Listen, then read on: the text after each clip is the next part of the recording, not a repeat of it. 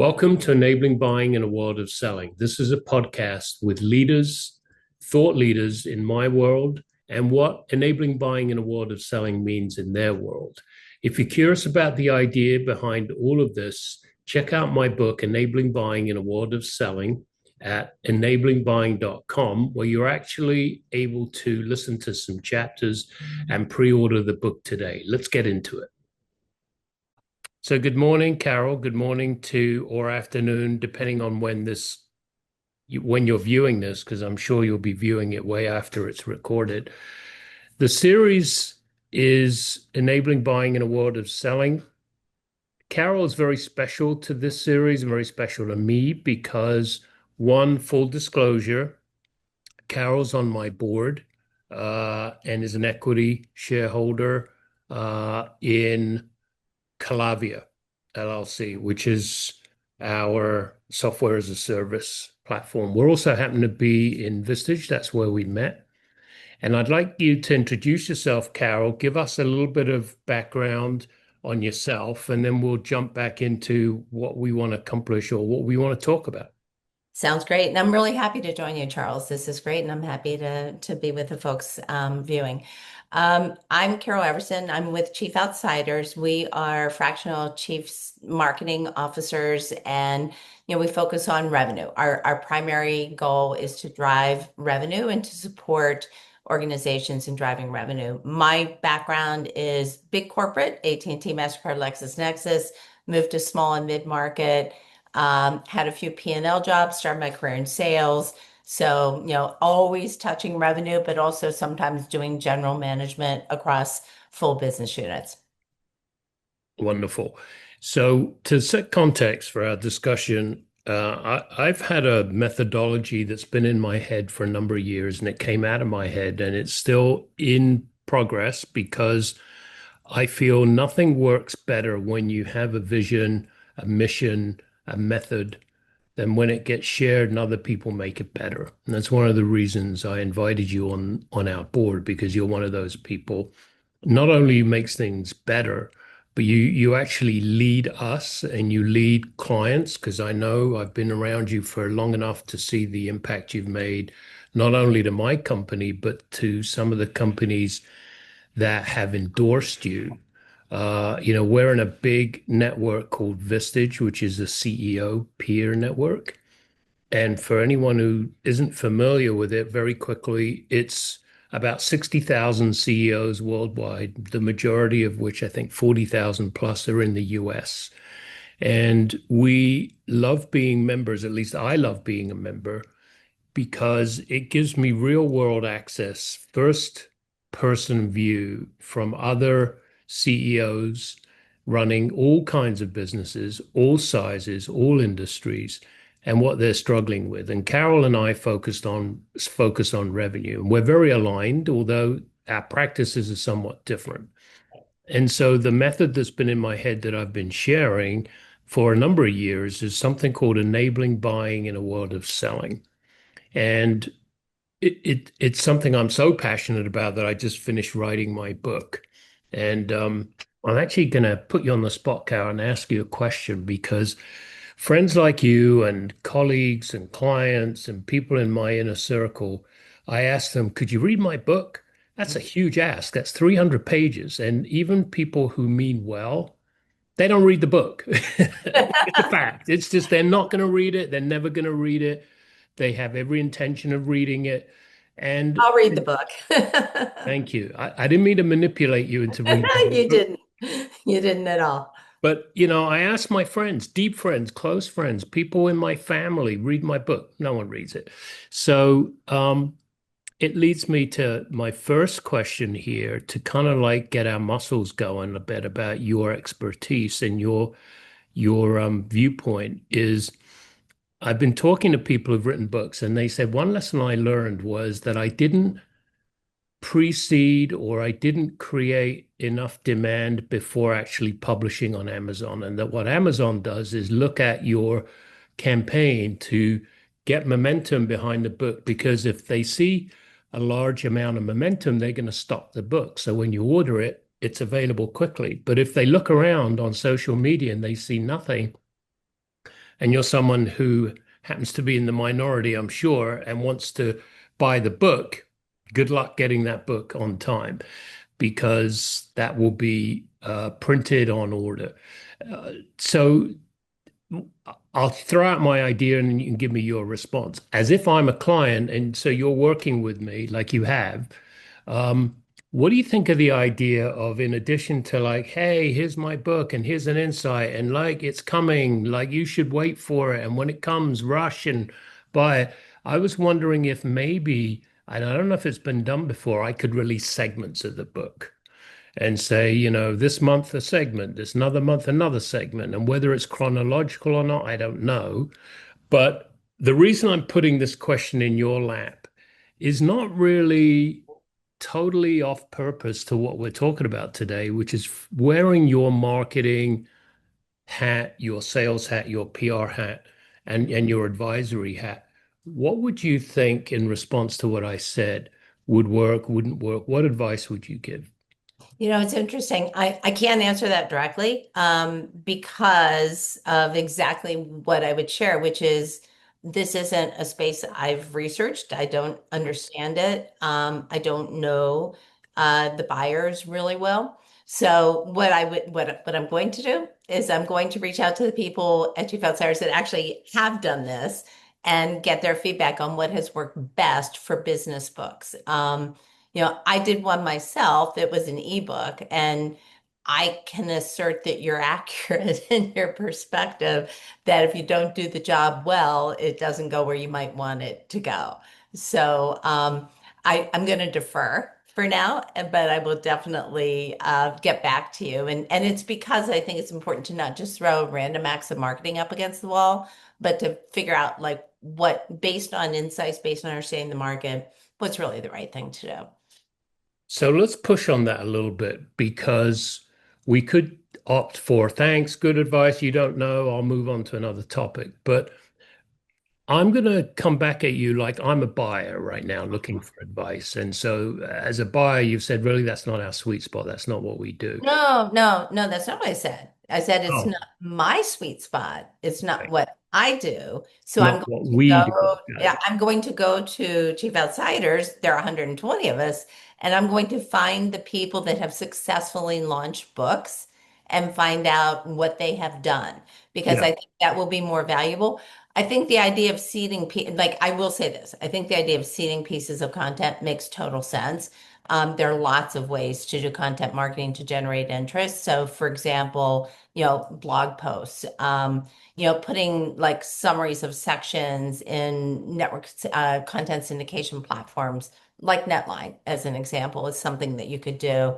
And certainly other types of content leadership or thought leadership like LinkedIn. But to me, right now, throwing those out there, I think those are going to work, but they feel a little bit like random acts of marketing, just sort of let's do this, and try it because, hey, it's thought leadership and it'll work, is not as good as, talking to someone that's actually researched this area and can give you really great insight. I don't think it's bad, but I bet there are other things that are maybe a little bit stronger that Yeah. I just don't know. So I don't know what's in your head right now, but I can tell you what's in my head. And what I'm thinking is here's a person I respect and admire, has a lot of subject matter expertise. And in a way, I'm projecting what it might be like to work with you Hmm. and putting myself in that experience of saying something where I'm not a buyer in the true sense of your services, but I am a buyer in the sense that I have a problem. Right. And you started to get me thinking because, there's a lot of kind of what I would call framing on your part, which is, I'm not the expert, but it doesn't mean to say we can't help you. I have some people on my team and I'm happy to get them involved. And so check that box, right? Very Right. helpful. But the other box that I'm looking to get checked is I'm still a buyer with a problem. Yes. And let's switch the situation to I'm a buyer who has a problem and you can solve that problem. Hmm. And I'd love to hear, in terms of your understanding of enabling buying in a world of selling, and just for the people listening for the first time who don't never heard that expression before.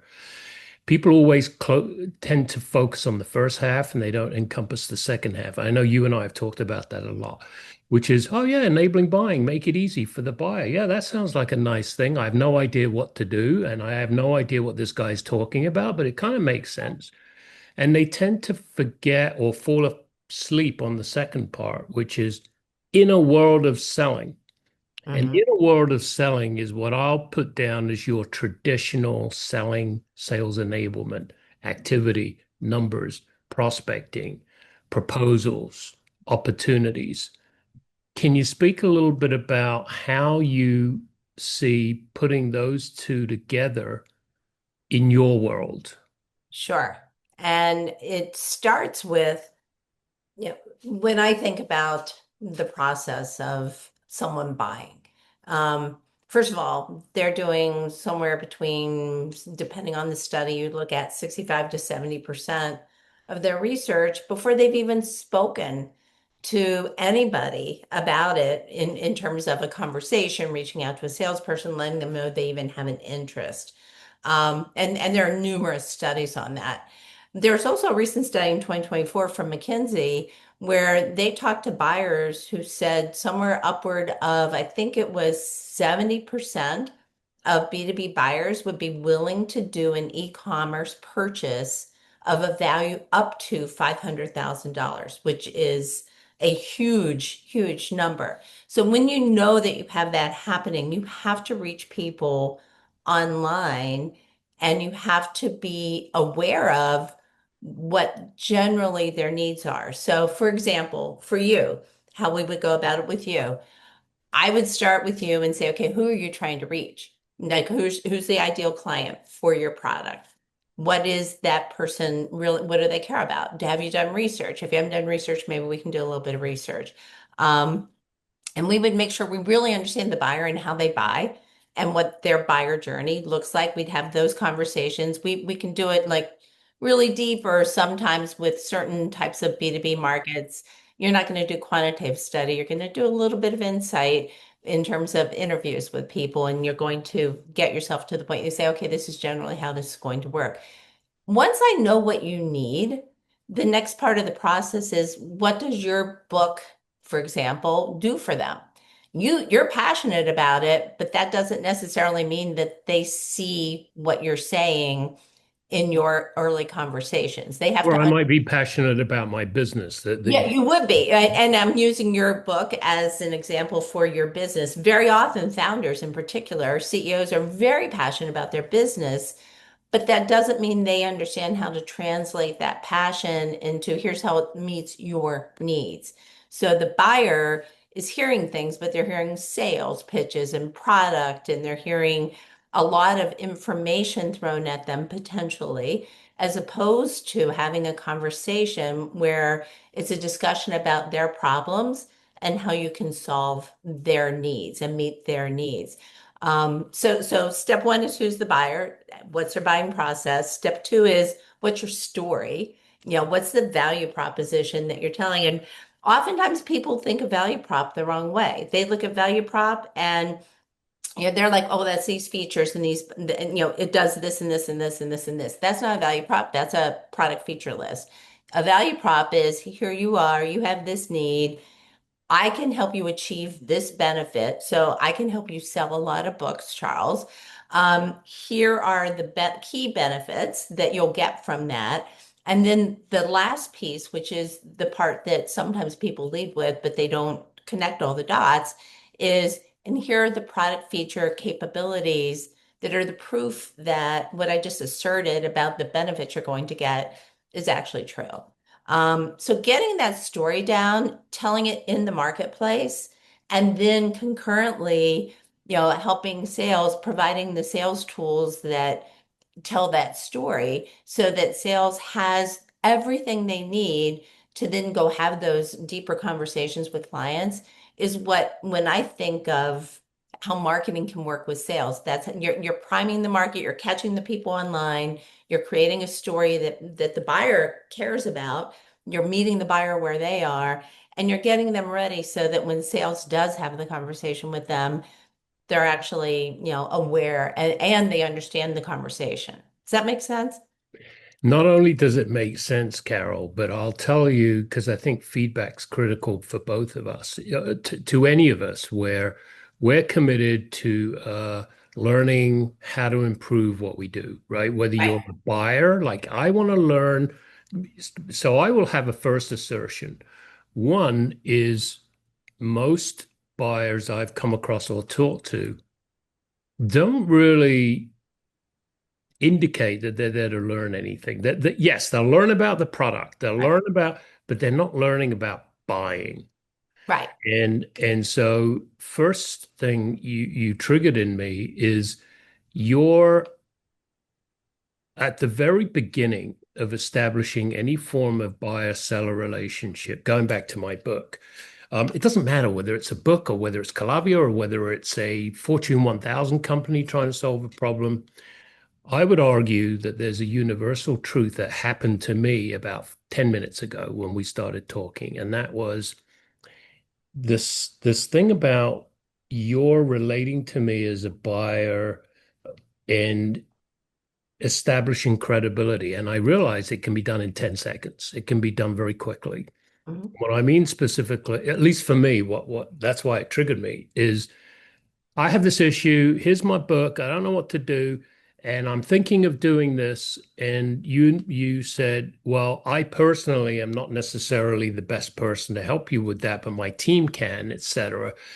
But you said words and you acted in a way that immediately gave you, in my mind, credibility.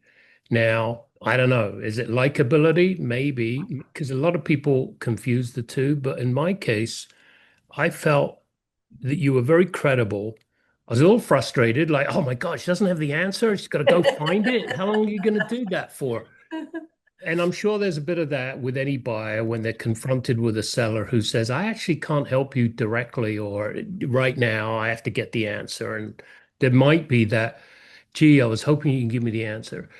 But then that led me to something else you said, which, or at least something else I heard, and that is triggering me as the buyer to think about what would working with you and your organization look like?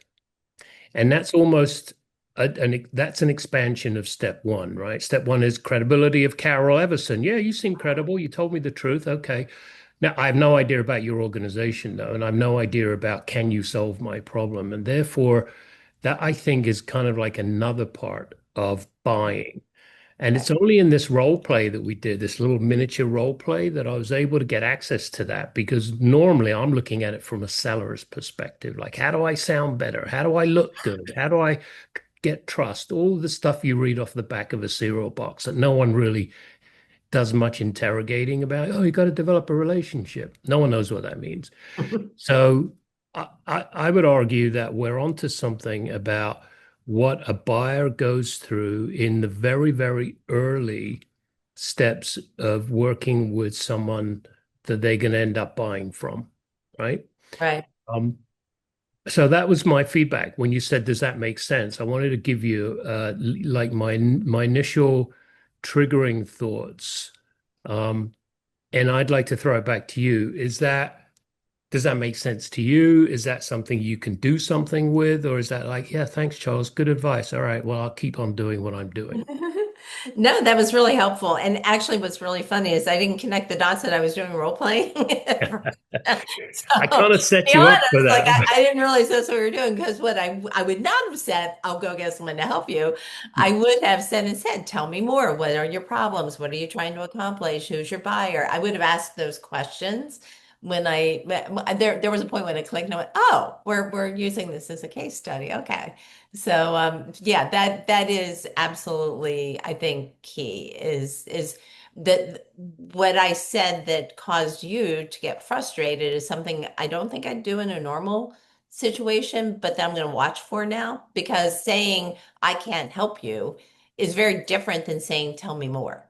And But I would counter that. I would counter that, which is, you see, you hearing me say, gee, I wish you had the answer sooner, or I got a little frustrated, is what I think all the sales training that I can't stand is all about, Mhm. which is trying to create the perfect scenario. And one ingredient of the perfect scenario is whatever you do, don't annoy the buyer.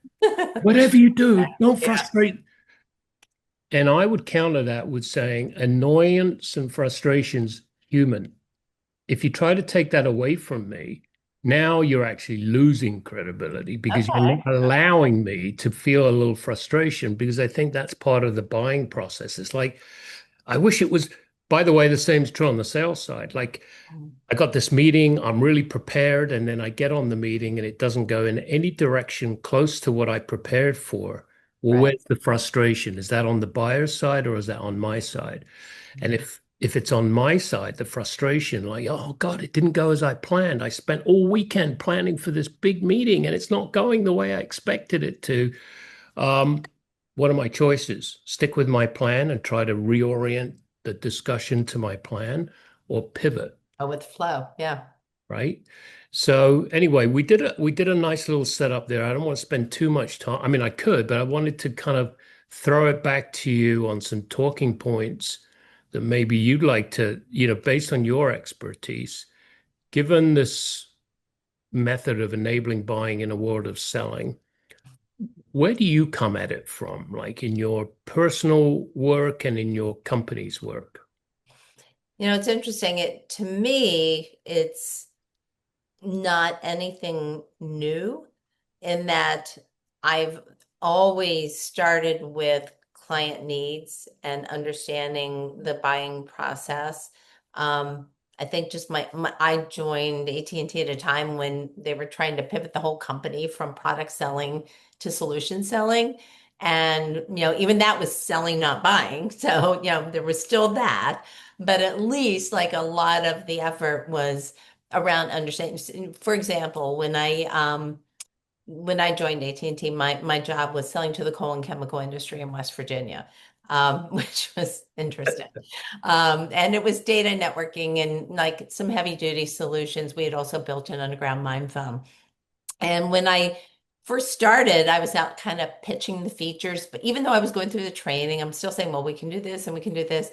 And finally, I had a client who said to me, I hear everything you're saying, but what you're really telling me, and you need to learn how to explain this to people, is that your product can save me the cost of buying a new long haul mining machine. And then he went through this process of explaining that miners shot down telecommunications wires during hunting season to get their buddies out in the mines to go hunting. And with our system, they couldn't do that anymore. And so they would keep working versus having to shut down the mine when the communications went out. Everybody gets to leave and go hunting. And like I didn't understand all that when I first, I mean, I was a 22-year-old that didn't know anything. And I'm out there selling in my little white outfit and these guys with their jeans on. But what I learned in that one instance was I have no idea what someone's needs are until I listen. So start with questions, understand them, understand where they're coming from. You have to figure out how to then relate to it. You can't just keep asking. I've seen people that just keep interrogating, like it's almost an interrogation. They're just talking, talking, talking, and it's like, no, you have to ask questions, really learn, and then you want to put the solution on the table. You don't want to start with, well, I can solve that for you, and here's how I'll do it, when you don't really even understand why they care. So for what it's worth, I think and like because of that experience, it stuck with me a lifetime. And I've evolved it over time. I think the conversations we're having in a world of selling is taking it to another level. But the core of like let's understand how people buy and work our way toward that versus let's sell. I think is something really foundational for me and for our company. Like we believe in insights drive strategy, drives execution. So we're all about understanding the customer before we throw out, here's the answer. Yeah, I so like that. I think of enabling buying in a world of selling as an idea whose time has come, and it's only an idea that would be allowed to have its time if the world's ready for it. And part of the world being ready for it is that the world understands it. And so when you said this isn't anything new necessarily, and I didn't hear it like, yeah, this isn't anything new, so I'm going No, to I don't hear dismiss that. it. It was, this isn't anything new. It just validates, at least how I hear it, it validates my own personal beliefs. And so where I go to with that in the second part in the world of selling Right. is the inner world of selling tends to negate that validation because in a world of selling, the dominant thing in my mind is pressure to perform. There's pressure to perform. That's true. Yeah, And that's pressure from your boss, that's pressure from your company. And if you peel back the onion, it's always about survival. Like it, yeah, all these things about enabling the buyer and being nice to the buyer and thinking about the buy side, that's all very nice. Thanks for sharing all that. But the truth of the matter is, if we don't sell something, we're going to go out of business. that's true. Yeah, And so we wake up in the morning at an individual level processing that question. We wake up in the morning as a managerial person who's threatened by their job, mhm, losing their job. And at the CEO level and the board level, like, can we continue to exist as a company? right. So we got to put more pressure on the salespeople to get us the results. The problem with that is that oftentimes that's the wrong approach and it's very counterintuitive. It's like, you got people measuring activity. Like if you do 100 of these things, you'll get 10 of these Right, things right. is a way to fulfill the pressure to perform. It's very helpful. I want to give you the last word and just tell me a little bit about something you've said to me many times, which is why the buyer experience begins before discovery and even before the first sales conversation from a marketing perspective.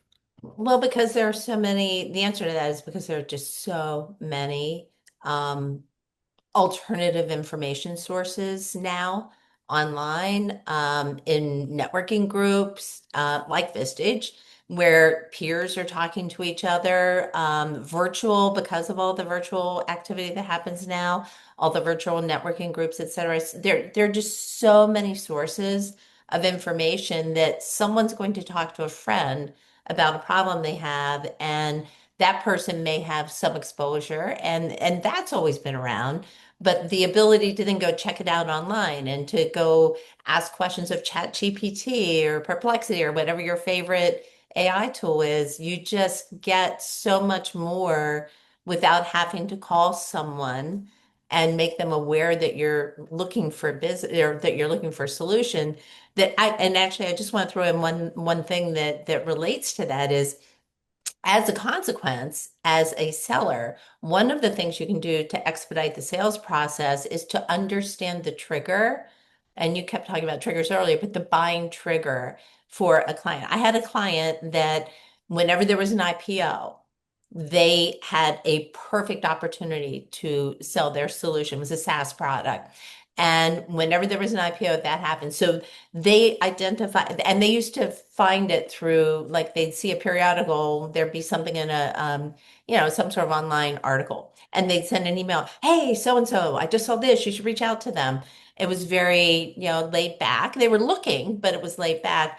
Ultimately decided, let's build a trigger-based marketing program where what we did was we went out, we got PitchBook, you could get another tool, Crunchbase, whatever, you could find the right tool. Um, and we basically set alerts up, and then we put a whole stream of communications in place ready to go based on experienced salespeople. We met with the best salespeople. They told us, when this situation happens, that's why we win. Here's how we win. Here's what those buyers need. If we can get more of these, we will win more business. So we just built a machine to set that all up and to let hundreds of salespeople be enabled to handle it the way the best salespeople did. and to tell them way in advance of anybody else knowing about it that this opportunity was coming. So that's a way where yeah, the seller still is selling and the seller needs to move. But if you can tell them earlier, if you can give them the information that they need, sellers can hit their goals. I saw that happen. It worked very, very effectively. I really love that. God, I wish we had more time. I know you have to run. So thank you. Thank you for this. I mean, like literally, I think we were on for 20 something minutes and it just it vanished. But that happens. And so I'm grateful. Any last words? Anything you'd like anyone to know about what we've been talking about or about you and your company? No, I'm enjoying the conversation. I think that what hopefully people are seeing in the conversation is that when sales and marketing are best friends, amazing things can happen, especially with the right marketing. It's not like the junior marketer that can give you a website and set up your events, but when you get the right strategic marketer and the head of sales and they know what they're doing, those two do beautiful things together. I think that for me is the most important point. Beautiful. And I Thank you. love working with you. So this is great. Likewise. Thank you, Carol. Okay. Thank you, Charles. Thanks for listening to Enabling Buying in a World of Selling. Real talk with people who are really interested in this concept. Again, as a reminder, please go to enablingbuying.com where you can listen to some sample chapters from my book. And if you're interested, you can pre-order a copy for yourself. Looking forward to seeing you soon. And in the meantime, please enable good things.